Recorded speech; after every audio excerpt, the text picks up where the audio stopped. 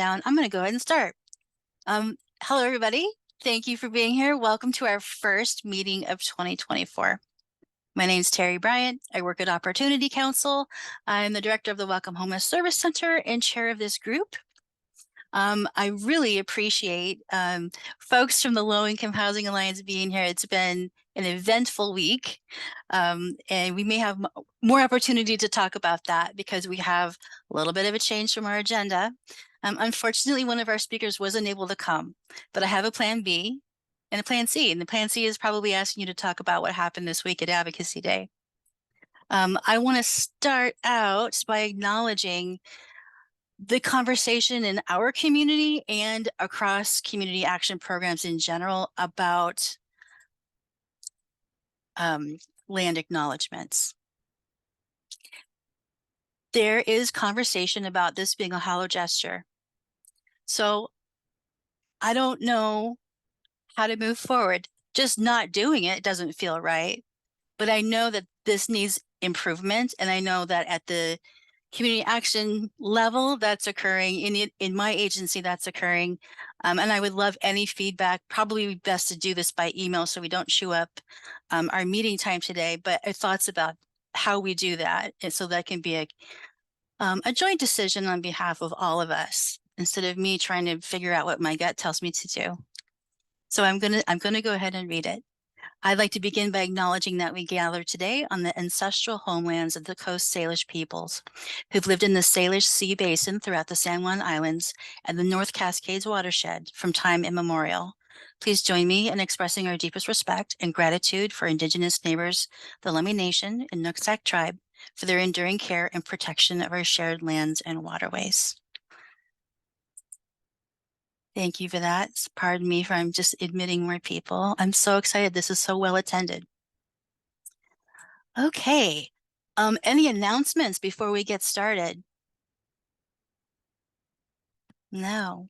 Well, I know Duaa-Rahemaah has another what am I trying to say? You have a obligation. There it is. That's the word.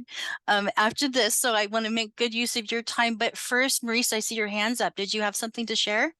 I just wanted to remind everybody the SHOT trailer is open Friday, Saturday, Sunday, 7 a.m. to 5 p.m. Come bring people to shower, towels, hygiene kits, ADA stall. Come say hi. Come talk about resources. Let us know what you need. Great. And SHOT, for people who don't work at Opportunity Council, means Shower Hygiene Outreach Team, and they're manning the shower trailer behind City Hall. And it's really nice. It has music, it's heated.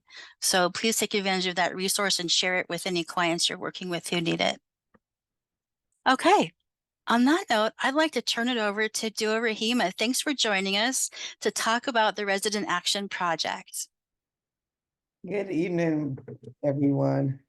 And thank y'all who made it to Advocacy Day on Tuesday. It was really amazing to see my Bellingham peeps down there doing your thing. So I much love and much appreciation for those who made it, and for those who wanted to come, much love and appreciation to all y'all and for what you're doing in your community.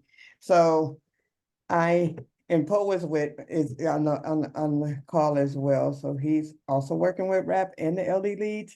And I see some familiar names. I can't see the faces, but I see names. And some of y'all don't know. But anywho, I am Duaa-Rahemaah Hunter. I am the statewide organizer for Resident Action Project, which we say RAP. We're gonna rap about RAP. And for those who don't know, how many people have heard about RAP? Just one? Two, not you, Paul, you're not included. Okay, so RAP is a program of the Washington Low Income Housing Alliance. And we are supported by our Community Change, who is our national partner. And it started about 2015 after the Emerging Advocate program that they used to have, and RAP came about. And we're part of a resident organizing network, along with Resident United Network run over in California, and residents organizing in Louisiana. It used to be also one in Oregon, but they took a sabbatical for now. But what we do, we are a state, not what, I can't just like, I can't talk. We're a statewide network of folks who have lived experience or an expertise of housing injustice, instability, and who have formerly been homeless, as well as frontline workers like y'all who work in the field and work with participants who are experienced that as well. And we kind of come together to build leaders and power statewide. So we work on equitable housing justice to change local, because we want to work and do things in our community where we live on the state level, because that's what the Alliance does, because we want to go beyond our where we stay at. And we also work on a national, we're part of a national housing coalition. So we do like organizing and advocating around HUD. What else do we do?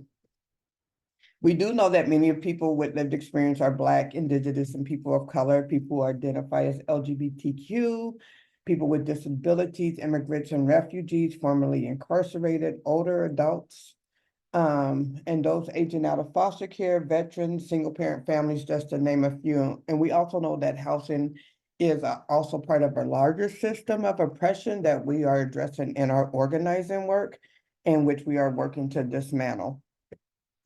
And we also believe that those closest to the problem are closest to the solution, but always furthest away from the table. So if you ever hear me and I'm in a meeting and I'm asking people, where are people who have this lived expertise? Because I don't like going into places where, they're talking about what to do in a community when there's nobody who is living it or have lived it at the table. And so we bring our own chairs to the table and TV trays. We don't need to be at your table, but we will be in that room, just FYI. And so we do a lot of things together across race and class. And we're doing things to do power to change local, state, and federal policy. So we do storytelling, we organize, and we do civic engagement, because we do both C3 and C4 work.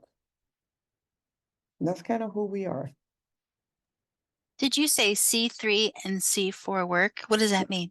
So C3 is the nonprofit work. So we can do like a town hall and invite, certain people, both people educate, and we can do C4 and register people to vote. And we can do C4 and go door knocking for certain bills and certain elected officials and things like that. So we can do both.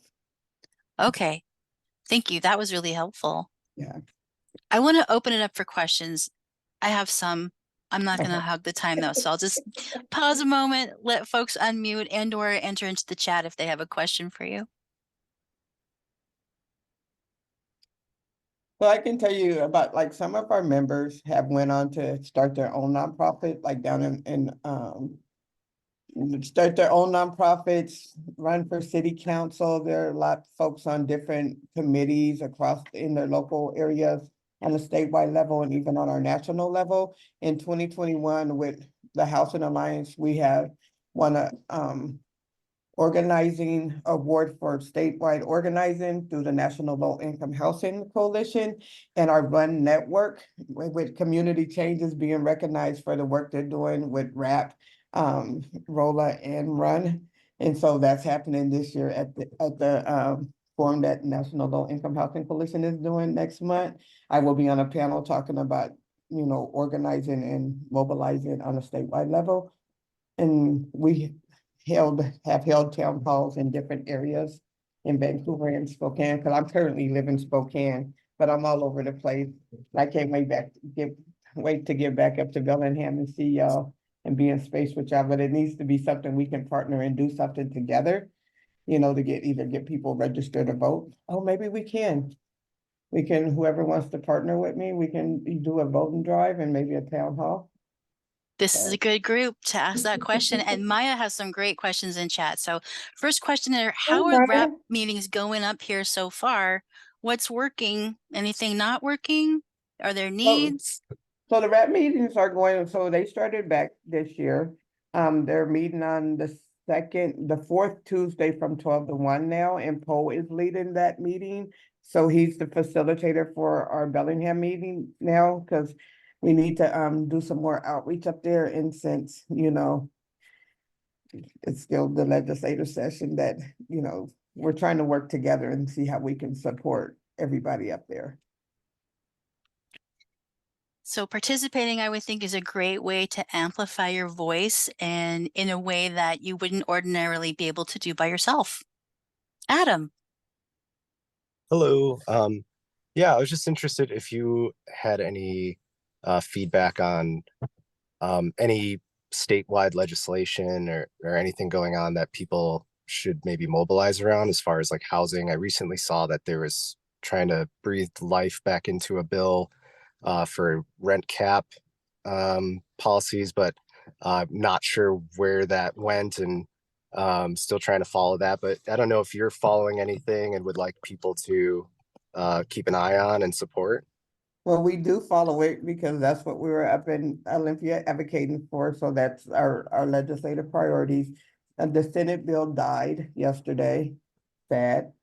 One of an elected official down in the Vancouver area killed it, but the House bill is still alive. And Rachel just sent out, if you're on our, which we'll put in the chat, can you get how to sign up for actions? Because that's a way that you can stay informed and do actions. Just sent out an email around the House bill that we're still in the game with the House bill, but the Senate bill died. Yeah, around stabilization.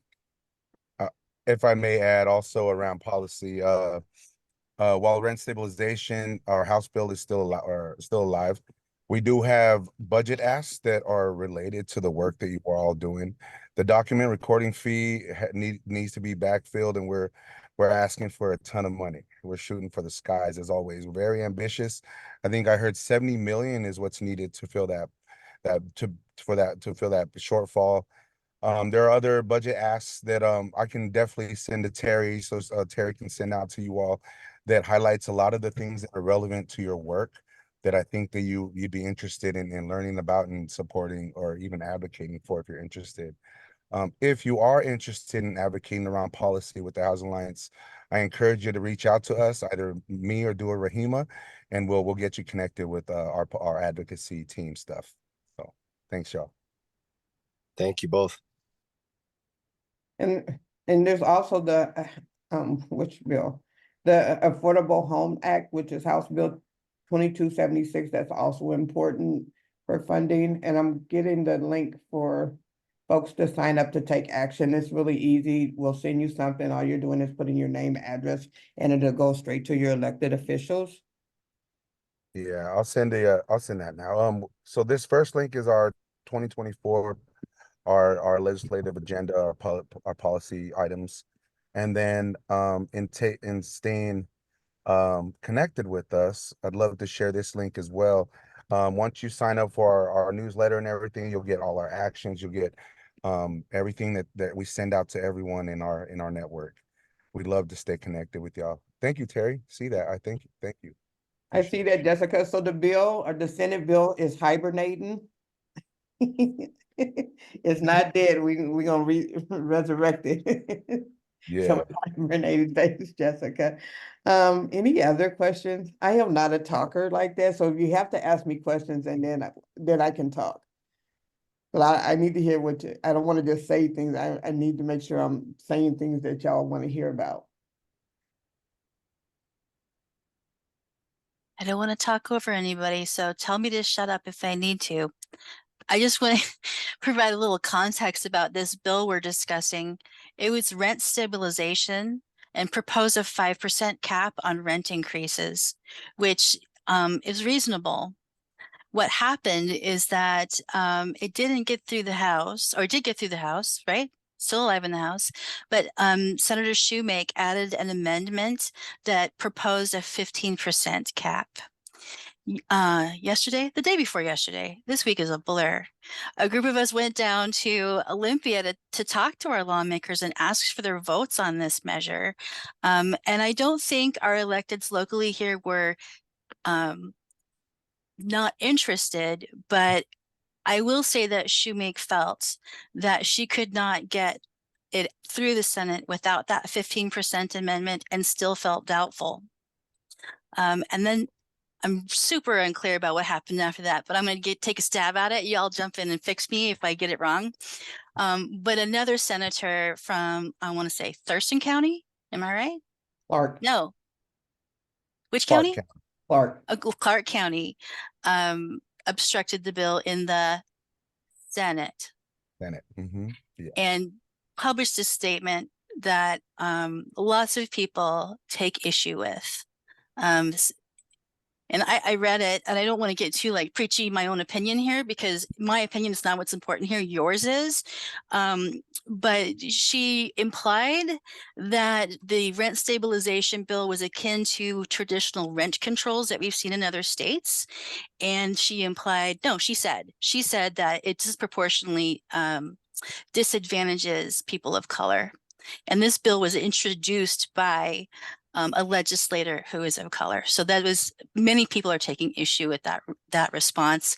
I learned about that today in a debrief after our meeting, and I'm just so struck by it. I don't recall experiencing this before. I don't know if I'm just that new, but it's surprising. So it'll be interesting to see what happens. I will say that it is still important to share your testimony with your electeds, even if you couldn't go to, Olympia. And you know what? It was a rough day. It took us 4.5 hours to get there. The freeway was closed for a horrible wreck. By 5:30 a.m., we were already stuck in traffic. So it was a heck of a day, but we'll do it again next year. And I have some thoughts about ways I can kind of galvanize this group better. One thing I've struggled with is that we have very little opportunity to plan between our last coalition meeting and Advocacy Day. So I'm going to have to tickle my calendar real early and get talking about it way early. And it's challenging because we also at that time don't necessarily know what the priorities are or when the Advocacy Day is going to occur. So we'll just have to talk about it and be nimble. So that's what I wanted to say about that. I want to make sure, though, that if anyone has questions about RAP, how to join, how to get involved, how to help move things forward, that you can ask Duaa-Rahemaah now. You guys are quiet. Maybe we should do like a 8 a.m. I'm a morning person too, so maybe we need like a 9 a.m. meeting night, after 12. Seriously, I After even 12, asked I'm kind of done. I even asked my team to throw me a bone and have a question ready so we can get it going. But I want to say thank you I have so much something. for. Oh, good. That's something I just wanted to share. Oh yeah, Bart, go for it, Bart. Bart, Hi. hey, I was just curious. I don't know if this is really a question, or maybe I'm just looking for someone to tell me something nice that sounds nice. But I was down in Olympia on Tuesday, and I came away with it just feeling completely browbeat and just not listened to by our elected officials at all. I feel that, Duaa-Rahemaah, you must spend a lot more time talking with elected officials than I do. I Do you? don't. You don't? Okay. But I'm in Spokane, and so my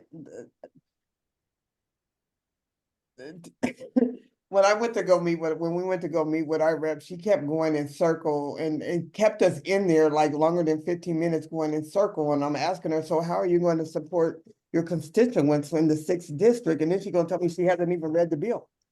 Right. So I guess I have this question, which is basically, what do you guys do to stay motivated? Because the thing that makes me stay motivated in my work is feeling like we make progress. Do you guys feel like you're seeing progress? Yes. Yeah, so we celebrate, I can talk for me and my brother Poe. So we learned how to celebrate, being people of color, we learned how to celebrate every small victories. Every step of the way is a victory, right? And every step we get closer is a victory. It's like when you see a baby learning how to walk. Each step you're clapping like, come on, we can do it. So we don't let it get us down, because if we let it get us down, then we're gonna lose hope. But I know there's hope. It might not be, I mean, if there wasn't no hope, we wouldn't be doing the work today, but hopefully like our ancestors did before us. But I don't want to keep like my other brothers and sisters say, I don't want to be 7 generations away from me and they're still doing the same thing. And I hope we don't have to go through that 7 generation down. They're still talking about let's do rent stabilization or something else. And it's like something has to give. But I have hope that, you know, if we can change and we get further and further in this, we got further this year than last year. You know, so we're making progress and it's getting more national attention. Somebody's gonna have to do something later. It's like we all know that things don't always get, you know, sometimes it takes 7 years or 2 years or 3 years to get something done, but we don't give up hope. We don't give up hope on our participants when we're working, because I was a case manager too. We don't give up on them, right? Right. But Hey, these are a Bart, little harder, so we got to treat them kind of not like our participant, but knowing that we're having a battle. And the thing is that we have to remind them they don't work for us. They work for us. We don't work for them. Right. And we need to make sure that's another reason why civic engagement is important, because we need to start voting, getting people not just register to vote, but to vote. Because if we're not having people that we need who support what we need for our communities, we're going to keep having this fight. if I may Go chime ahead. in to answer Bart's question. I actually came off mute to answer your question before you asked it. It's heavy work, and you can feel very helpless and hopeless a lot of times. You'll meet with as the advocacy organizer at the Housing Alliance, I meet with lawmakers a lot more than I'd like to. But one thing that I learned is in these meetings, a lot of times they're strategic with their approach and how they want to prolong things or deter the topic of conversation. So that's one thing to keep in mind. But what I really wanted to highlight on the positive and bright side is that rent stabilization last year, we're running into closed doors, brick walls. Nobody is, specifically Senator Cleveland and Shoemake, were absolutely not on board. But because of the advocacy that happened up there in Whatcom County and in Bellingham, we at least got her to talk to us and have a conversation around what she might need to move it forward. We found out that she would be good with a 15% rent cap, and obviously that's not where we want the bill to land by the end of it. But I think it's a testament for her switching and flipping like that is a testament that they're all human. We can persuade them if we educate them and continue to advocate. But that's a broad side, in my opinion, is that we flipped, or you all flipped Shoemake when Shoemake was nowhere in the picture a year ago, you know, and I think that's something to be proud of. I see Jessica. Thank you.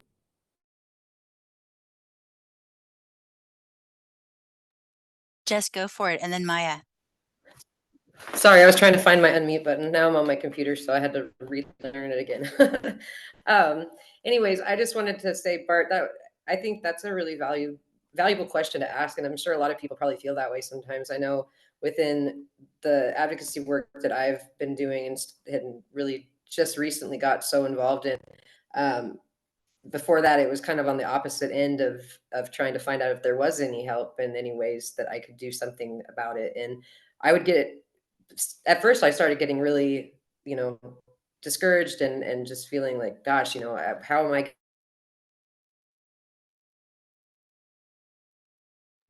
Oh no, did we lose Jessica? Oh, Jess, come back. Come back. So I just want to say before giving her like a few seconds to try to rejoin, and before we go over to Maya, that Jess gave testimony to our electeds on Tuesday, and it was really powerful. So really appreciative of that effort. Go ahead, Maya, while we're waiting for Jess to rejoin.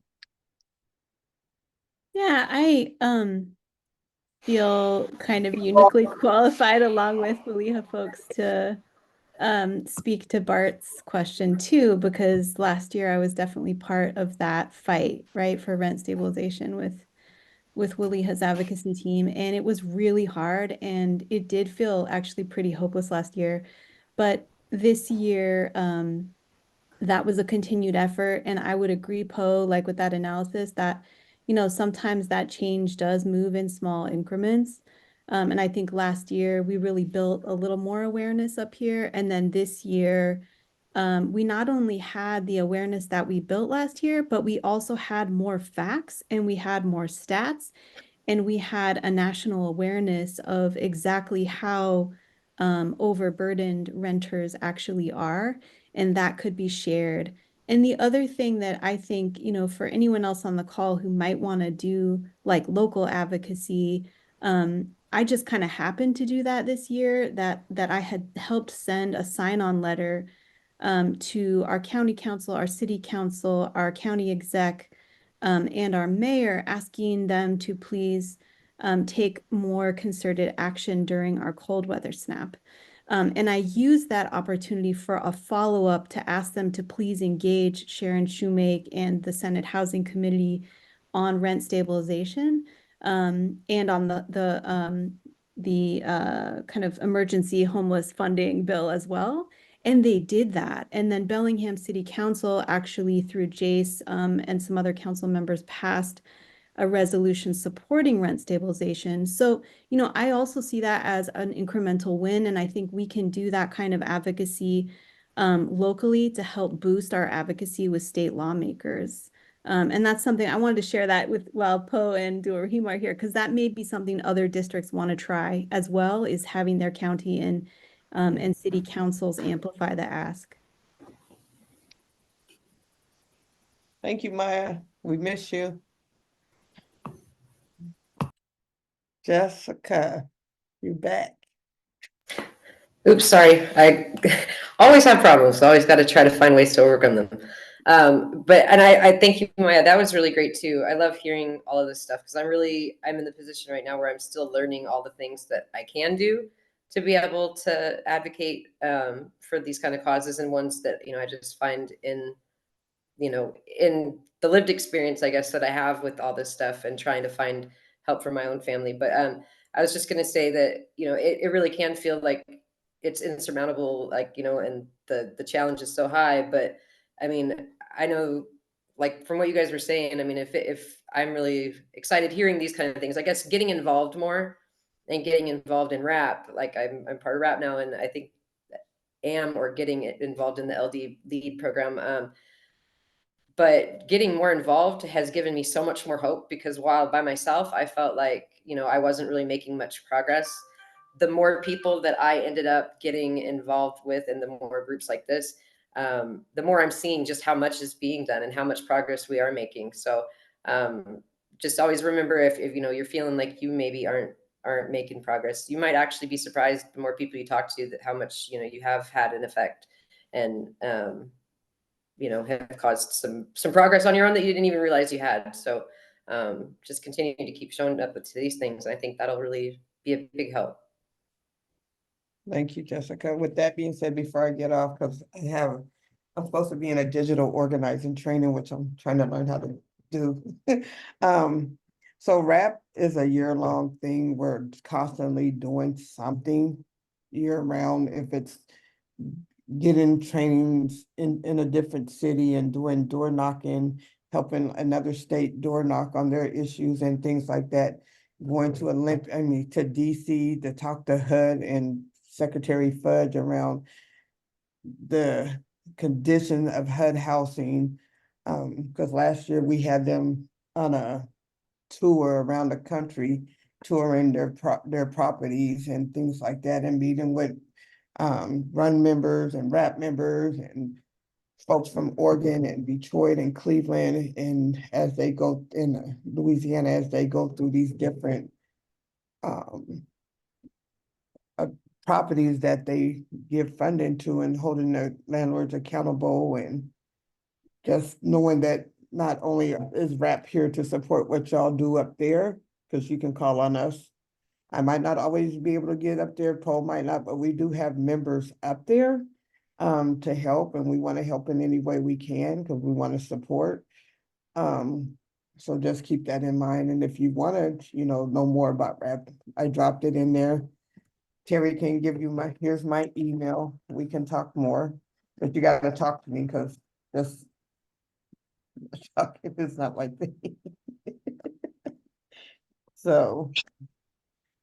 Well, one thing I super appreciate about both of you, Duaa-Rahemaah and Poe, is that since you've joined in this role, you've really brought a really new energy to RAP, and I feel like people are energized and galvanized in a new way. So thank you so much for that. I know you have another thing going on. If you want to spend more, if you have more time and want to spend more time, that's open to you, but I completely understand if you need to dip out. I bet we'll continue to talk about this topic. Oh, all right, one more question. How did y'all, because we're door knocking this weekend, so we're also got a training to do the door knocking training tonight and tomorrow, and we're door knocking this weekend over here in Spokane. So I have that training tonight too. So how did y'all door knocking go? Did you guys do door knocking? Like, I don't think we had an organized door I knocking was, effort. Did you, Jess? I Okay. did. Yep, I did for the tenants, Bellingham Tenants Union. okay, I went around and did quite a bit on Saturday, Sunday, and Monday. right on. And I had a great response. Like Oh, you guys got another one everybody, this weekend? Good. yeah, the what? Thing. Caleb said in the chat that there's another one this weekend, and it's special thanks to Caleb and Jess for testifying in Olympia on Tuesday. And I also want to give credit to the organizations that work so hard to get this conversation here. I would say Community First Welcome, Bellingham Tenants Union, and Tenant Revolt have just really made movements that has drawn a lot of attention to the inequities in that renters experience. I know that it's disappointing that we didn't get what we wanted, but last year when we met with Shoemake, she wouldn't even humor the idea. And in years before that, nobody wanted to talk about it. Nobody. It was like, oh, she said the quiet part out loud whenever I would bring it up. So I just want to thank this entire movement and group and everyone involved for getting this conversation to the point it is. Michelle Thomas today from the Housing Alliance this morning said something really inspiring. And it was that even if you're losing, you act like you win because it's not over. We're going to win. And that's how you win. You keep that attitude. So when you feel it's okay to feel down, brush it off. Don't be defeatist. Keep going. Is that fair? So thanks for having me. Until next time. If y'all have questions, just send them to me if you think about something overnight. Thanks so much. Thanks for joining us. Okay, well, our second part of the agenda is on the fly since I don't have a speaker, but that's okay because I was talking with Chris and Barbara this morning and also Ashley from the county and Michaela about what should we do with this time. So one thing we can do is talk about what do we want to hear about in this group? What questions do you have? Do you want to learn more about any aspect and we can organize that? Or we could debrief more about what happened in Olympia on Tuesday. Happy to, go ahead, Jess. I honestly don't, just since you invited me to this last night, I don't know anything about this group. So I don't know if you want to do a quick little just like, yeah, this is what we are and what we do. That'd be great. Happy to. Okay. This is our local continuum of care, our local COC as it's called. A COC is a kind of a HUD term, and it's the way geographies are organized by HUD. So for example, Spokane is its own COC because it's a large area, right? King County, its own COC. But we are part of the balance of state, which is 34 small counties in Washington state. So when we are talking about the HUD COC, we're spreading that across a lot of different counties. So the coalition here is our local system of care, and we have people who are working in this every day. We have people who are interested, people who are voters, people who just care about homelessness. It's really diverse. Oftentimes this meeting is attended by service providers, but everyone is welcome. And then in addition to this coalition locally here with all of us, which really there's no obligation except if you have time to come to a meeting and you want to participate, you're encouraged to do that. And share as you feel comfortable. But this coalition also has a steering committee component. It's a smaller subset of the same people, right, that are attending. And that's who discusses basically how the meetings are going to go, what we're going to focus on. And to be honest with y'all, like I'm getting to the end of my list and I need some rejuvenation. So if someone has thoughts, I really do want to hear that coming up. And I'll kick off that topic in just a second. But back to our purpose, another purpose of this is to help inform our partners at the county as they write and update the local plan on ending homelessness. And that's coming up this summer.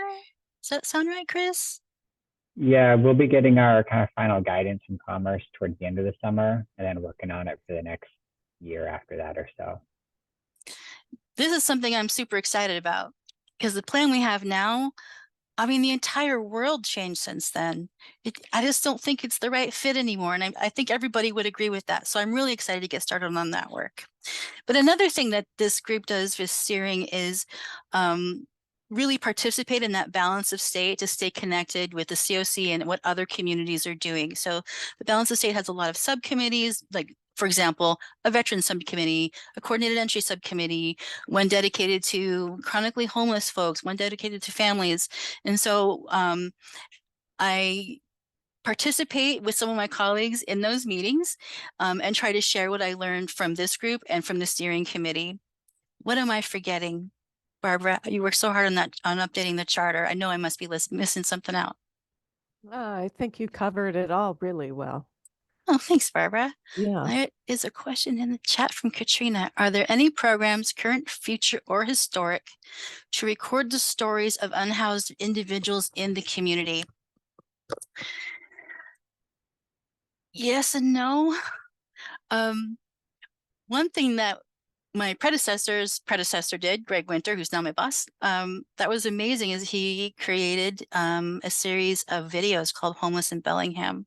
They're very compelling, but these are from 2015. Like, homelessness has really changed. We do collect them anecdotally when we have to apply for grants or give a presentation, but we don't have an organized program to record this. And I think that might be worth exploring. I'm going to talk about something I'm not super familiar with, but there is an app called Samaritan. And if Marissa's here, I'm going to pick on her. Oh, Adam, hopefully you know what I'm talking about. Go ahead. Nope. Actually, I was raising my hand for afterwards. I had something else. But Oh. yeah, you finish your thought.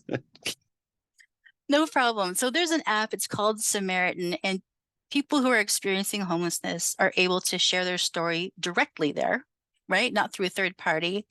And there's some element of this that results in a financial benefit to the person.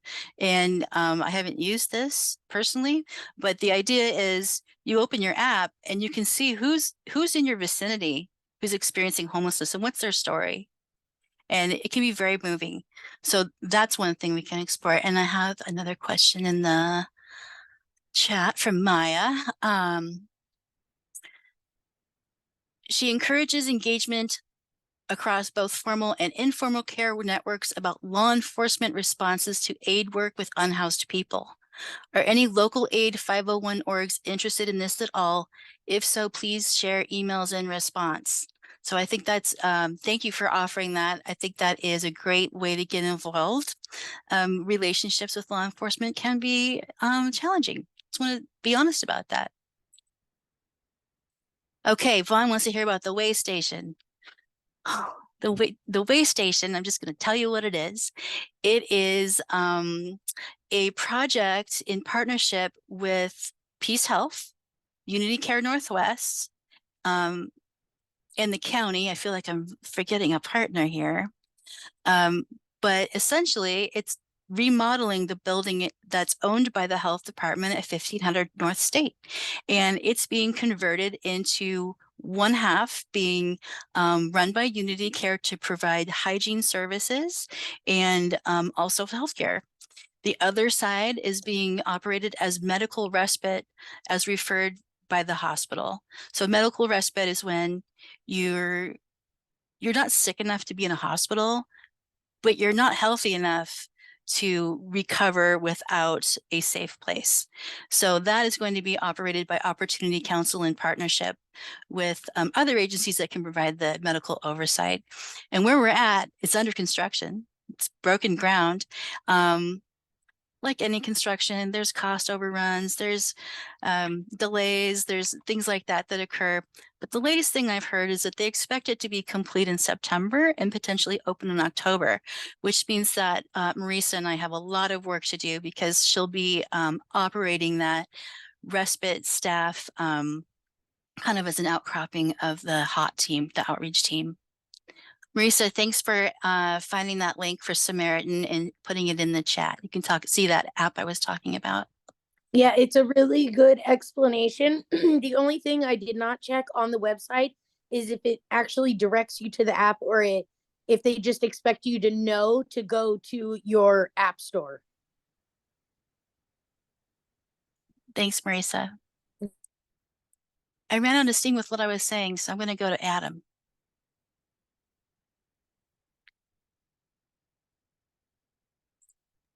Hey, I just wrote part of it in the chat, but there's a project through UW called the Clears Project, which is a focus group that will involve people with lived experience, and they're hoping to find some people that are able to participate that may be willing and confidentially participate, but have in active addiction or using substances.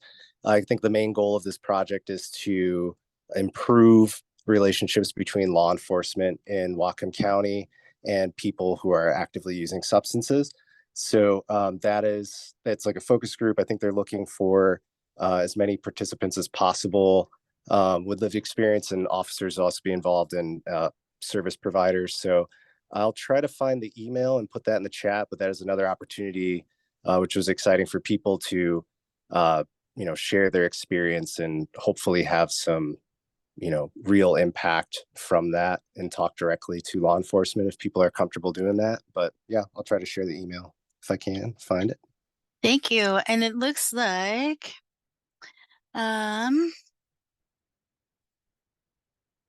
sorry, the chat got busy and I lost my place. It looks like Katrina added a link. Adam, are you able to see that link? And if this is the same program, because really what you just did is exactly what this group is supposed to do. When things are happening and new resources occur, we share that information here and we can make all of our services stronger by collaborating. So thank you for that. It looks like research project at UW, improving interactions between law enforcement and people who use alcohol and drugs. And the CLEAR's website is at the bottom. So I encourage folks who are working with folks who want to have a voice and be heard and participate to hook them up with this program. Yes, that's it. Awesome. Yeah, so email Mandy or Rihanna, I believe they're the main contacts. So yeah, awesome. Great, thank you. Any thoughts about what you want from the time we spend in this group every other month? It's an hour and a half. Is there a program that's just really mysterious to you that no one seems to be able to access, which was kind of the point of inviting Hen here tonight? We can revisit that, and we should, because I know that program can be particularly confusing. Other thoughts? Jess.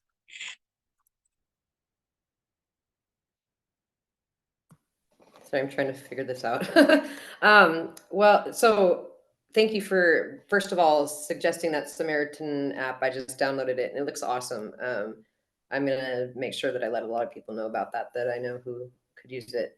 But so I guess I can ask my question and kind of tell the story, I guess, of it a little bit, just so that then maybe you can make suggestions.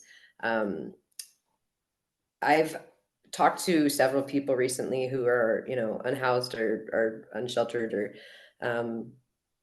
at risk of becoming that, and asked them, like, what kind of barriers are you having, like, to getting the help that you need? And overwhelmingly, I've been hearing a lot of problems with people accessing help through like DVSAS and access to the secure shelters, like the I can't remember what it's called now. I've even had to stay in one before. I can't remember what it's called, but they're, secure shelter, I guess I'd say. And that's kind of really concerning because a lot of these women, especially these ones I'm talking about specifically, are women. They don't have access to somewhere safe. You know, several of them live in tents. You can't lock a tent, you know, and keep someone from finding you or, you know, getting to you. And that's really alarming. And one of these people is one of my best friends. And it's been really hard to watch this happen to her.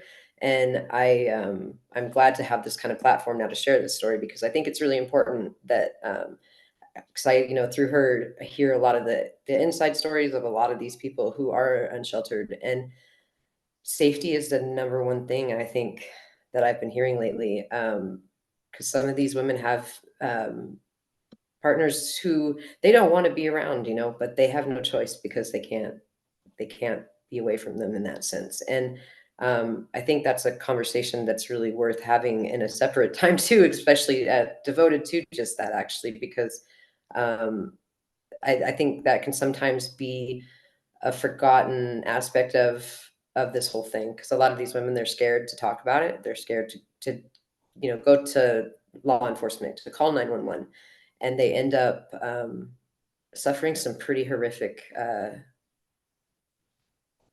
traumatic events almost daily sometimes, you know. And there's a lot of I will say, I'm speaking mostly of the women that I know that are unhoused, who are subjected to, who aren't able to communicate these kind of things to other people at this point, and are being hurt, you know. And so and someone like, you know, my best friend's example, we are moving and she's needing to now find a spot because we can't have the trailer I gave her to stay in at our house anymore. And so I've been trying to help her get into a program, or find out a program that can help her get into her own apartment or space. And I am a very resourceful person, and I'm coming up completely blank and really hitting a lot of walls. And I know, like, from what I was told for like the Lake Whatcom Center, I think it was, I know someone who is in the program, and it seems like a great program, but last I tried, they were only like seeing like 2 people like once or twice a week they were taking, and people were like lining up. And so and I get that, you know, there's limitations, and that, you know, programs are already pretty full, but I would love any suggestions that any of you guys have to try and, you know, to get her help, but especially seeing as that she's, you know, experiencing these domestic violence issues that she doesn't feel she can share with really anybody because of safety. And so I'm just kind of trying to see what kind of go arounds anyone knows of. And if there isn't any, that might definitely be a subject for, you know, topic to start talking about a lot more. So yeah, that was it. Yeah, thank you, Jess. You just identified a gap that we discuss frequently. We do not have sufficient domestic violence sheltering in our community. And the reason that they can't keep taking, I'm getting so many questions in the chat, I'm really having trouble focusing. I want to be really present here, so I'm sorry about that. The county has increased their capacity this year by enabling them to access motel rooms to expand their sheltering ability, but we know it's not enough. And we sure saw that during the pandemic when DV just went crazy, you know, when people were on lockdown and didn't have opportunity to leave, or were placed at a greater risk. So I just want to acknowledge that that's a valid topic. It's a topic we grapple with, and that is a resource that's desperately needed. Okay, I'm going to go to Marcus. Thank you, Terry. I appreciate that. Appreciate everybody here's hard work. And a great presentation by Duaa-Rahemaah as well. Reduction of trauma in our services is certainly something that we should all be seeking, and I'm sorry to hear for these issues that have come up. I want to talk a little bit about all of us trying to support our legislators and our executives locally in their efforts that they have, in some cases, announced, and in some cases, maybe perhaps need to be influenced a little harder. I speak now about capacity as one thing that I think should be on all of our priorities. We've definitely identified through the health department before Christmas that we don't have nearly enough capacity, and we still have not created that extra capacity for those who are literally on our streets and living in our forests and in the ditches. So those are the folks that I think that we need to at least try to make enough capacity for, if not the 1,000+ people who were counted at the pit. But of course, we should be trying to hit that 0 mark for all of them, bring them in during emergency cold weather situations. So I would encourage you to talk to especially your county council members, especially you'll find that Barry and Kaylee, Barry Buchanan, Kaylee Galloway, and also John Scanlon will be very friendly to this conversation about, they expressed, they should be very, they expressed a strong support for the idea of a sheltering review as a and an entire response actually to this last cold weather event. And hats off to everybody who responded. It was hard for everybody out there. I know that. I was out there. It sucked, and we do need more capacity. I don't think any of us will argue that. So if we could help try to participate in and help also influence them to stay on the stick. We're just now coming into February. I don't need to tell you that. So let's make sure we get that capacity up. And so a sheltering review and the review of the county's actions is in order. I think it's really important that we understand that when our legislatures, including our city legislator, our councils, do these reviews, they can make recommendations to their executives, and that can maybe get more done than anything else that we can get done quickly. And so we could have influence over our county executive through some legislation advising him to make some motions. And so we're all support. I know our group is supportive of that. Hope you are too. Also, there's been some strong talk. The kind of review that we're calling for. This is the kind of thing that might have happened, of course, if we still had the homeless strategies work group or a like body. And we haven't had that since 2021. And it's very important that we stand up a body similar to that, if not a reboot of the original HSW. Something else that is being discussed and spearheaded by Barry, it sounds like, and Kaylee backing him. And again, you'll find John. Those three are all pretty tightly on this. And I encourage you to encourage them and to engage them and to help inform them from your perspective of what happened in those reviews. It's super important that not just the trusted departments that they always have leaned on that have kind of gotten us here. We are the only people that they listen to. It's got to be us too. So thank you for your time, everybody. Thanks, Marcus. And I just want to express to Maya, thanks for your questions about needing a website. I could not agree with you more. I'm just going to be real with y'all. I work for a big agency relative to our community, and sometimes it takes a long time to make changes. So this is something that's near and dear to me that I bring up constantly and will continue to do so. However, there is there's light at the end of the tunnel. I know that Opportunity Council is revamping their website, which is really needed. And this is one of my priorities, is to make sure that there's proper information available about the coalition, a place where you can look at the charter, see who the roster is on the steering committee, see what the topics are, and watch a meeting if you missed it. So that's high on my list to do. Was someone else trying to say something? Marcus, do you have a new hand or an old hand up? Oh, I think that's my old hand. Nope. I'm Okay. sorry. I could have removed it. Yeah, you go ahead and remove it. Thanks. Let's go to Bart. Yeah, I just wanted to say, since this is a forum for talking about services, I wanted to just mention, for those who aren't aware of the, there's something called TPS, which stands for Trauma Prevention Specialists, and they're run through OPD, which is a state organization that works with dependency attorneys and social workers.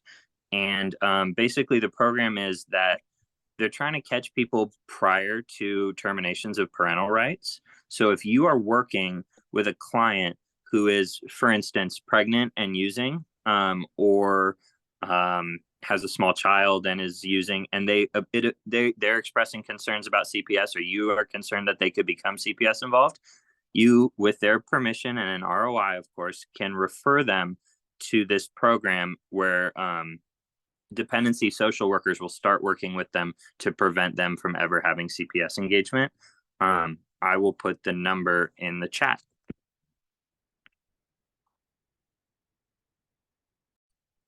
Thanks, Bart. That's really useful.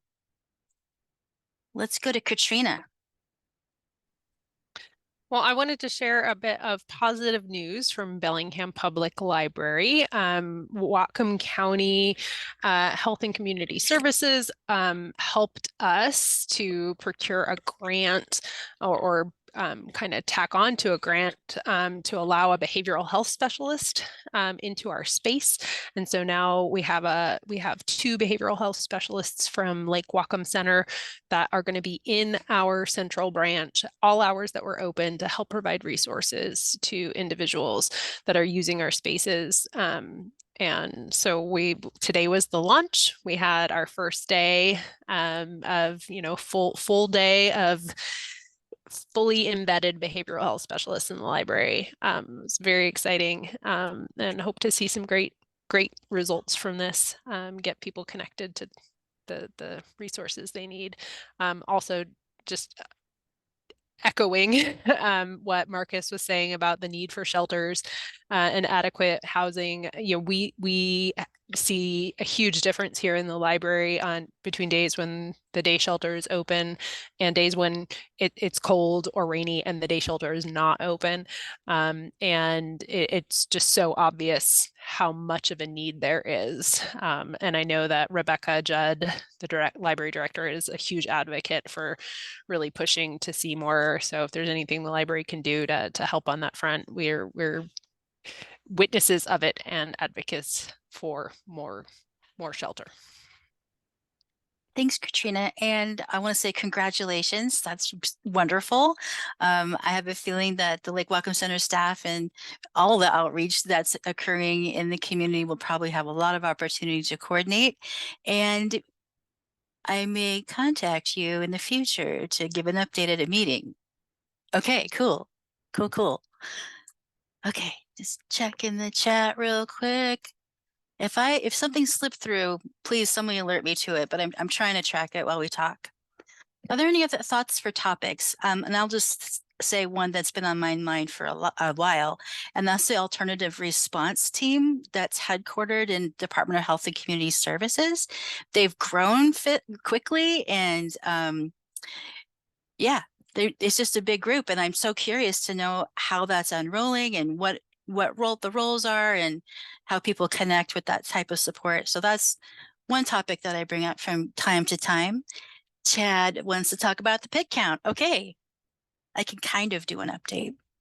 The night that we count, I'm going to stop talking so Jess can talk. You sure? It's okay. I was just saying that I have something I would like to ask, but I can wait until you guys are done with what you were talking about. I don't want to interrupt. Okay. The pit count is it's a big undertaking every year. The night that we count was it Thursday night, the 25th? So that we start counting the 26th based on where people were on that location. And we continue counting. There's a period of time where we can continue to do that based on where someone reports to be on that night. Our shelters have a heavy lift because they all provide data via HMIS, which is the Homeless Management Information System. This is a thing that everybody that receives, state or federal funding is required to participate in, or sometimes city funding too. But not always. And you can participate in it voluntarily as a service provider as well. So the reason I put it that way is Lighthouse Mission at Base Camp is collecting a lot more data than they have in the past, like a ton, because we asked extra questions this year. So they're spending their time updating this database that we collectively use. And meanwhile, we're collecting actual forms from people and surveying them. So we had lots of agencies and volunteers out there, several different homeless outreach teams participating, and including HOT. Those unsheltered numbers come from those outreach efforts. So when you see the PIC count, I'm just going to make up a number. 500 people were in shelter and 300 were unsheltered. The people in shelter, that's reported by the shelters, either doing their surveys or entering the data. All these different teams stationed at food banks or, encampments and so forth, they're collecting paper forms from people. And there's what we're noticing is kind of giving me some anxiety because, and it's not surprising, it's completely legitimate. Folks have been waiting a really, really long time to be served, are tired of being surveyed. I mean, that's the most dumb moment ever, right? Like, yeah, how many years do you have to fill out a form before you get help? And I can't answer that question because we also can't get a beat on the need without having the data. But we're seeing a lot of people who were not interested in participating and feeling disenfranchised because of that fact. So I can't give you any numbers because the data is going into this database. We have paper forms, and every year we have to deduplicate. There's going to be sometimes some households have 3 and 4 records of where they've been, and we have to deduplicate that manually, and it's really cumbersome. And the other thing that makes it complicated is that if we can't get that signature consent, we have to enter that household anonymously, and that launches a whole nother protocol. It's a really long way of saying it takes a couple of months to do all that data management and come out with the numbers. Our goal is generally May to get that data and start working on the report so that it can be released. I think I have the right date. Stop me if I'm wrong, Chris. So that's kind of where we're at. I'm going to just scroll up real quick and look at questions. Jess, why don't you go ahead and speak while I get caught up in the chat here?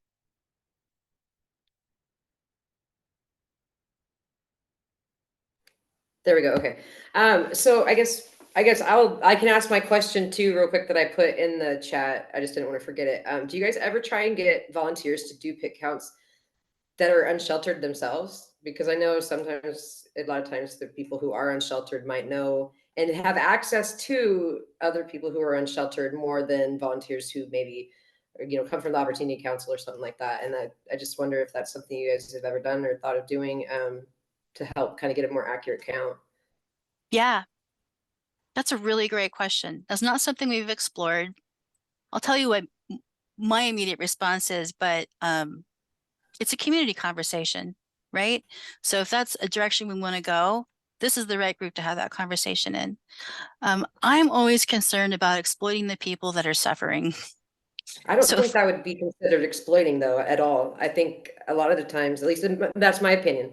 I think a lot of times people who are unsheltered, really the only thing that is different from them versus anyone else is that they're unsheltered. They have a lot of passion for this kind of advocacy work too, and they just don't necessarily always have the channel to be able to do it in, or the opportunity offered for them to do it in. I think a lot of times people who are in those kind of situations probably want and would appreciate the opportunity to try and help make change and try and help others that are in the same situation as them. I really personally think I think everyone should have kind of somebody who is living that experience currently involved in these kind of conversations, because they're usually the ones who are going to know better than anyone else what their actual needs are at that point in time, or the needs of, because they tend to, gain friendships and, kind of almost even like alliances sometimes within the different groups, and, depending on where they are or what's going on. And I really do think, I know for a fact there's people in those situations who would want and would eagerly be willing to help, given the chance. So That's helpful. I'm glad you said that. I'm going to talk to the Volunteer Center. It's another Department of Opportunity Council that works alongside county staff and service center staff to organize a pit count. We'll explore that and talk about some strategies to engage some folks who'd be interested in doing that. So thanks, Jess. No problem. I do have my, and then that was just like the one question, but my other thing I wanted to ask, and I guess this is in the same theme of getting involved, and you and I spoke about this yesterday. I I know that I have a lot of wealth to offer and a lot of knowledge and a lot of like wealth as in knowledge wealth I meant. But to offer through advocacy and stuff. And I know you had suggested that, but I also need to try and be able to take care of my family. This is getting really a lot bigger, and I'm getting a lot more involved than I ever expected to be. But no income coming in because of it. And so I want to try and just find out, I mean, is there anybody even in this group that works with someone that you guys are like really needing someone on your team, or a suggestion of how, because I mean, I've gone on, like, I'm on Indeed and stuff like that, and it can be hard sometimes to find the right listings and the right kind of opportunities that would keep me in this kind of arena, where I'm trying to really kind of put myself in, but be able to actually be getting paid for it so I can pay my bills and all that. So that was kind of my question. Yeah. Oh my gosh. I have an Sweet idea. one, Terry, I know. An idea. Our community resource network it's a network of service providers of all types, and they print a newsletter frequently. I don't know how frequently. I feel like there's always one in my inbox, but in there are employment opportunities.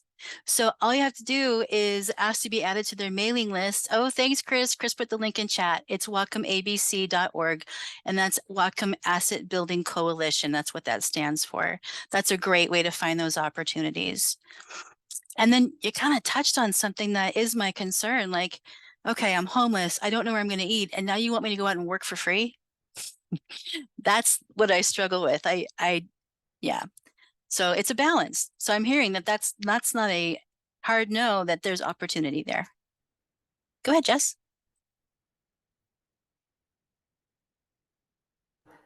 I guess I just wanted to be that kind of reminder that sometimes when we come up with things, it's very normal for us to have like, oh, I wouldn't think, somebody. I would caution you to make sure that whenever you find yourself doing that, to stop and remind yourself that that's how you might think. I'm trying to think of the nicest way to say this without sounding rude, because I'm not trying to be rude, but it's the same thing we talked about last night. Yeah, right? It can be easy to think that, oh, I wouldn't want to exploit them. I don't, that might make them feel this way. And instead of assuming and just keeping it at that and not going forward because of what, you assume, make sure to reach out and ask people, because that's one of the biggest things too. They appreciate, well, I'm not just going to say they, I don't like saying it like that. People in general appreciate being asked, hey, would this bother you? Would you like to have these opportunities to do this kind of thing? Which could then, because they're doing that kind of thing, could then be what springs them into getting more help or getting opportunities given to them that might be a paid thing, and it could end up changing the course of that person's life. So like I said, yeah, the individual things, but definitely reach out and ask people about stuff like that. Because a lot of times, while we might think, oh, I don't want to be rude, or, I don't want to exploit or something like that. And I think that's a great, concern, and always keep that. But ask people though, if that's something that would affect them like that. Yeah. Thanks for saying that, Jess. Atul Deshmani, I hope I said that right, has a question in chat. Is a census of the homeless population possible? The difference is that a census requires that no one is missed, and a census gets more information. It does, and a census works because it's given at people's addresses because we know where they are. It's really hard when you realize how dynamic this population is to know where everyone is. It's also really hard to consider all the situations people can be that aren't real obvious. Uninhabitable structures, for example. Areas in the county that are remote where people are experiencing homelessness. It's difficult to know who's experiencing homeless in a vehicle. And I'm just going to say it, it's harder now than ever to identify areas where people feel safe to sleep in their vehicle when they're being asked to move repeatedly. So those activities make it very, very challenging to get a census of the homeless population. On top of that, people who apply for housing often self-resolve their situation, and we don't know because they don't need to tell us. They're not required to, right? So we make an effort. In fact, the coordinated entry team here at the service center called damn near every single household that's in our housing pool awaiting housing, attempting to get surveys. And it's voluntary. People can say no, and they are saying no. So that's another thing that makes it very challenging to get an accurate census. Just thinking about our housing pool applications, how frequently people arrive here looking for help, and people leave here to go somewhere else because they have not been helped. It is just constant. It is a churn all the time. Really, really challenging to if a person in that situation isn't already at, say, a shelter that's recording this, like base camp, really tough to know. So we do the best we can based on what we know about where encampments are, or were, or appear to be occurring, and where we know people to gather. Always happy for suggestions on ways that we can improve the count. We know it's an undercount. We know that. And my fear is that it's going to be double plus undercount this year because of the disenfranchisement that people are expressing. That's just anecdotal, right? So what I'm hearing from a few people may not represent the whole, and we won't really know until the analysis is finished, and that's going to be a while. Let's see. What other questions am I missing here? I think we got it. We have 15 minutes left. It's probably time to shift gears into updates. Hope that's okay. Before we do that, I want to call attention to something that I wish I had done at the beginning, and that February is Black History Month. On the agenda, I put a list of books. I have a Kindle and I'm just really into books right now. And I will tell you, there's some links to other resources to educate yourself. But I've read 2 of these books and they were both excellent. The first one I read was The Warmth of Other Suns. It is so good. It tracks the migration of Black people through the 20th century, essentially. And I haven't figured out a way to do this because I'm not very computer savvy, but in a recent discussion I had with my team about discrimination in housing, like redlining, for example, specifically, I found a map that showed like cities that have the worst redlining, and they all corresponded with destinations that were identified in this book. It like gives me goosebumps to even think about it. And it's logical that would happen, I suppose, but I mean, it's just a connection I hadn't made before. So, and it's just a really readable, really great book. And the other one I have read is actually more recently. I read Evicted by Matthew Desmond. It talks about housing insecurity in the Midwest, but really what kills me about what I learned there is how profitable it can be for property owners to maintain slums. And it's like they're making money while they're evicting and re-renting units constantly. And that was just really, well, it makes me pretty mad. I'll just say that. So please do look at these books. The next one on my personal look to read is The Color of Law, which goes into more detail about the unintended consequences and rippling after effects of redlining. Redlining, if you don't know, was a practice of lending initially that basically established that there are certain neighborhoods that are undesirable for collateral for your home loan. And then that became the same for multifamily and so on and down the line. So that would really hit its height in the 70s. And then in the 80s and 90s, there were measures in place to dial that back. But it's kind of like a stain in our community, right? Like the after effects of those policies are still affecting people now who weren't even born then, but they're still affected by that. So anyways, enough about my soapbox here. I think I'm going to ask Katie if you're still here to do an update for the city. Thanks, Terry, and thanks so much, everyone, for this great discussion today. Really appreciate it. I have a few city updates today. The first is I want to let folks know about a few notice of funding availabilities that the community development team has released.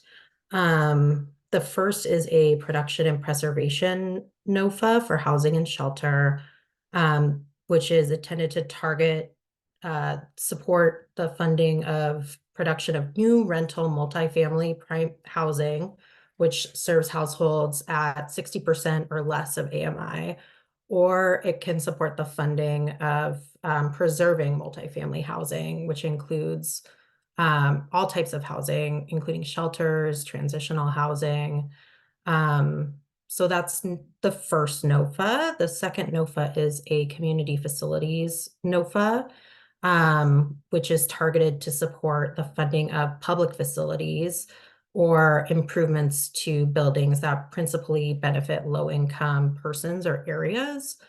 An example of that type of capital project includes like a childcare facility or a food bank or a community center, or a senior center. So both of these NOFAs are published on our city partnerships page. I will post a link to that in the chat for folks who are interested. Both applications are due at the end of February, I think February 22nd. And if there's any questions on either of those, please feel free to shoot me an email and I can pass it along to city staff who are managing those opportunities. The second update that I want to bring to the group is an update on the Safety Ambassador program. So many of you are familiar with this program. You may have seen the ambassadors downtown wearing their uniforms. For folks who maybe aren't as familiar, the Downtown Safety Ambassador program was a 2-year pilot program that was operated in partnership between the city and the Downtown Bellingham Partnership.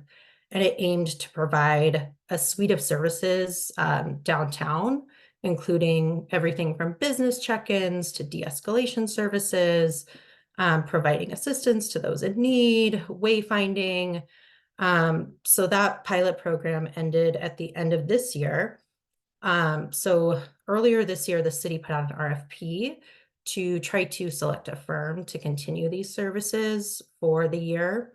About 8 firms responded, and after an evaluation of all proposals, Risk Solutions Unlimited, or RSU, prevailed. And so the expectation is that a contract should be in place soon. The next update that I want to bring to this group is I want to share some public engagement opportunities that are going to be coming up supporting the Bellingham Plan. So for folks who may not be familiar with the Bellingham Plan, it is a 2-year project to update the city's comprehensive plan. That project's going to guide the city's growth for the next 20 years. And it's state law that once every decade, we have to update the plan. It guides our city's development and capital investments and other programs and actions. And community engagement is a super critical component in guiding the priorities outlined in the plan. So there are a bunch of newly posted opportunities. It looks like there's going to be 6 open house events in the next 6 months. They're all going to be tailored to a specific topic. You do have to register for these events. So I'll put a link in the chat to the site where you can go and register and RSVP.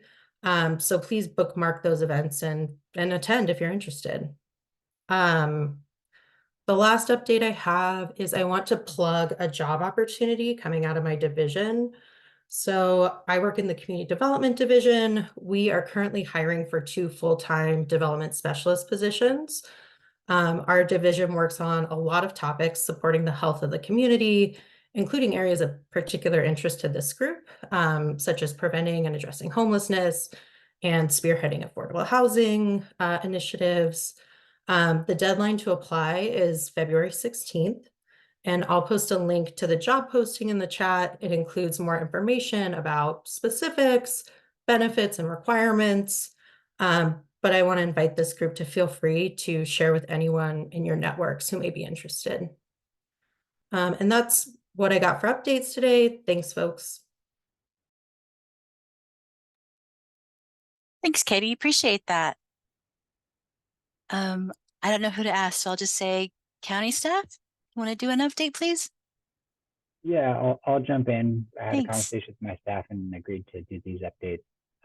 However, I'm pretty unprepared, but I'm just going to wing it. The first thing I wanted to comment on is the suggestion from Marcus earlier to get in touch with electeds about sheltering needs. I absolutely agree, and just want to say you guys strike while the iron's hot. Now's a good time to raise your voice and make that known. Next thing I want to move to is another funding opportunity. We are getting close to publishing an RFP, a request for proposals, for Healthy Children's Fund dollars. This is a program, it's not the entirety of the fund, but it's a focus on supporting vulnerable families with kids.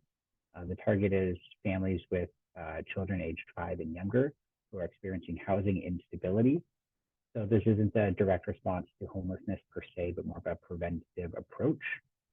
That RFP will be published, I think, next week. We've been kind of going back and forth with our finance department on that. But it's a good chunk of change. We're looking at a good $2 million going into the program. I am hoping that it will be utilized by several agencies, not just one who grabs the lion's share, but lots of smaller awards. And I think there's probably a lot of eligible entities or agencies out there that could participate in this program. I'm hoping that it'll get distributed wide and far, but places like nonprofit agencies, schools, tribal agencies, there's a lot of health centers, early learning centers that could be potential applicants. So if that's something that any of you are interested in, you can check back next week on the county's finance department page. If you want to just send me an email and let me know, I'll put my email in the chat. I'll send you an email to let you know when it's been published. I think that's all I got to say about that. Great, thank you. Appreciate that. I was just, while you're talking, pondering my update from the service center, and I kind of did a lot of it. We went to Advocacy Day in Olympia on Tuesday. We met with Senator Shoemake, Lovelet, Representatives Lukanov,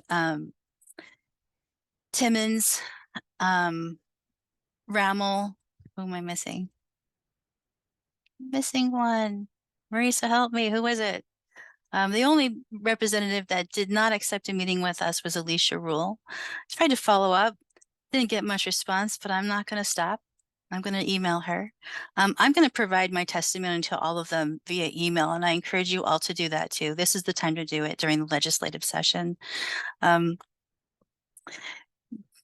shower team is working diligently behind City Hall on the weekends from Friday through Sunday. That's 7-ish to 5. Showers are available. Trying to think what else. The pit counts are underway. We're working on our operations plan for the weigh station. I told you when that's going to happen. I think I kind of said everything during the course of the meeting, so I'll just I'll turn over to Jessica because she's got her hand up. Sorry, I have so much to say. I do have, just to remind you, I do have that meeting with Alicia Rule on the 5th in person with her. Most of it I'm going to be, saving for, the veteran spouse and children of veterans cause that I'm doing. Speaking of which, everybody, I'm trying to I'm trying to find a way to advocate for the spouse and children of veterans who refuse to enroll in the VA, which ends up keeping the spouse and children of that veteran, basically blocks them from being able to access any support from pretty much everywhere. I mean, if you could think of an organization that deals with veterans, most of them you have to be enrolled in the VA to be able to access that support. And even if you're not, like with SSVF through the Opportunity Council, or their Opportunity Council, if you have to leave your veteran, I'm, by the way, veteran spouse with 5 kids who we had to leave my husband due to domestic violence issues. and for our safety. And that furthermore left us and leaves us ineligible for any programs to help us at all. And so I am spearheading kind of a path to try and change that, because there's some of our most vulnerable families that we have, that it's really unfortunate, because most people assume that they're being taken care of and that there is support, and there is not anywhere from a local to a federal level. There's nothing. And these are families who are, fleeing domestic violence or are in the middle of experiencing domestic violence. And a lot of times the thing that is what makes a veteran eligible for support through, disability compensation or anything like that can be the exact thing that keeps them from accessing it and even going to the VA to get enrolled. And it's a big problem. So that's all I was going to say. But Thanks, I would like Jess. to be able to add little things. If there's things that are really needing to be, brought to her, I'm going to save the last few minutes to being able to try and plug whatever I can for, because I know she has been really hard to get meetings with. So I would love to I hear would back like to from offer you. that. Maya says, have you brought that up with state lawmakers? That's exactly what she's in the process of doing. Oh yeah, I'm in the process with Patty Murray, Alicia Rule, all these people. Yeah, I'm taking it as far as I can. And I just want to, I guess, clarify that this requirement that the veteran be the main enrollee and consent to services is a requirement of the VA. And the VA funds even local programs. So that's the barrier. The VA is structured the way it is. It's a big ship. It's really hard to turn around. So I appreciate your concerted effort in that, Jess. Thanks so much. I'm going to be an iceberg. I'll be making sure to make that change. Yeah. I think that we had a pretty good meeting, and this morning I was really panicked about how I was going to go. So I want to thank everyone for being here and participating in chat, however, and encourage you, if you have other ideas or questions about services or topics or, our network of services in our community, just email me. I do kind of swim in emails a lot, so please be patient, but I really want to hear from you. And with that said, in the last couple minutes, I want to open for anyone who wants to make a type of public comment. Happy to receive those.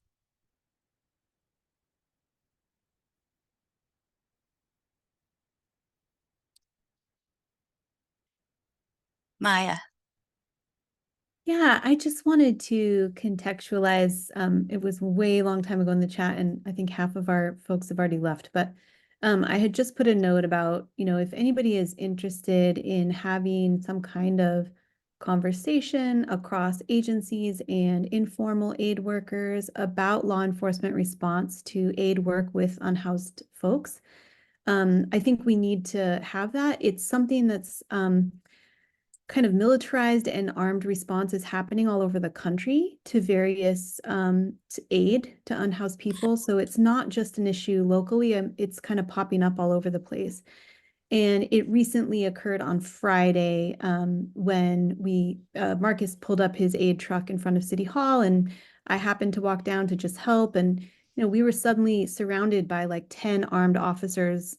There were claims that, some of the people outside were Black Bloc, which was absolutely ludicrous. That's not the case. But it does serve to intimidate people trying to give aid. And so I would like us to have anyone who's interested and feels courageous enough to have that conversation and make sure that everyone who wants to help unhoused people can. And that, that folks can do that safely and without fear of like retaliation from law enforcement. Thanks, Maya. That's really important.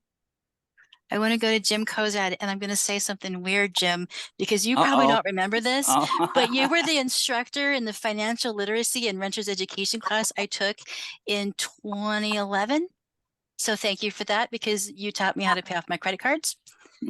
Now you may speak. Okay. Well, let me just make a couple comments. You guys are doing a great job.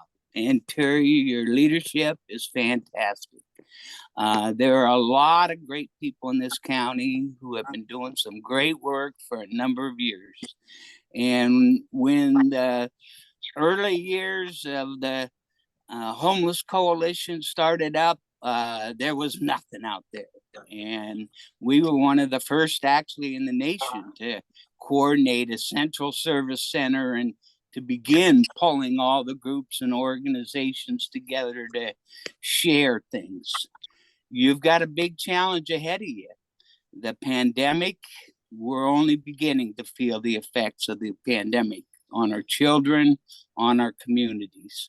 And so what you're doing is fantastic. You're speaking up, you're reaching out, you're talking to your elected leaders. And I heard somebody earlier say, vote. And that's what you need to do. You need to be asking your elected leaders. We need more work and financial resources in the social and health of our community. And you just need to keep on working, and we just need to keep on speaking up. So I'll just stop there. Anyway, great work. Thank you. Appreciate that. And you're so right. Gotta keep our foot on the gas, right? Yep. Anyone else? Can you hear me? I can, Willow, yeah. Okay, I am Rebecca Cash. Oh, not Willow. Willow, yeah. I will try to make this very concise. I lived here in Whatcom County from 2017 to 2021. I was with Lake Whatcom Center, got supportive housing. They helped me get on my feet.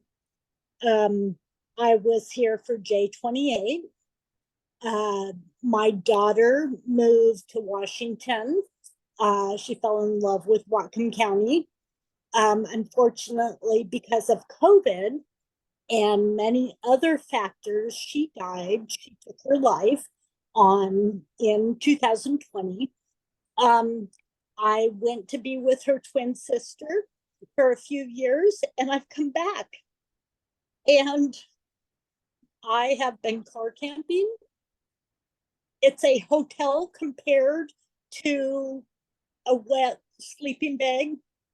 And I would like to offer my experience in navigating the system. I think I'm very high functioning and able to find the avenues that can help me right now. But I'm very passionate about this program. So what can the public do? I mean, what is really helpful?